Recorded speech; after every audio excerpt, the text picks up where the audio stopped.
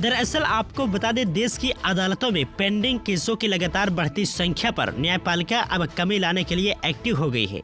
Supreme court ने केवल इसी साल 52,000 से ज्यादा केसों का निपटारा करके इस दिशा में तेजी दिखानी शुरू कर दी है। यह पिछले साल से 13,000 ज्यादा है।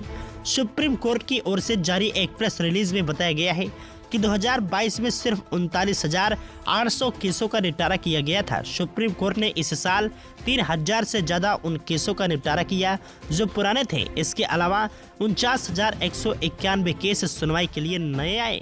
दरअसल हाल ही में संसद में कानून मंत्री अर्जुन राम मेघवाल ने बताया था कि देश की अदालतों में 5 करोड़ से ज्यादा केस विचाराधीन हैं। अकेले सुप्रीम कोर्ट में ही 80,000 से ज्यादा केसों का निपटारा होना अभी बाकी है। सुप्रीम कोर्ट की प्रेस रिलीज के मुताबिक मुख्य न्यायाधीश DY चंद्रचूड़ ने जुडिशियल सिस्टम को और बेहतर बनाने के लिए पहल की है।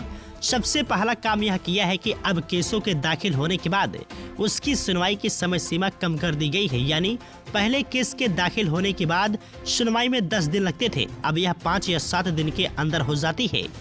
इसी तरह अब जमानत और अग्रिम जमानत के मामले 1 दिन में या फिर तत्काल सुनवाई पर लगा दिए जाते हैं। इससे केस निपटाने की रफ्तार बढ़ी है।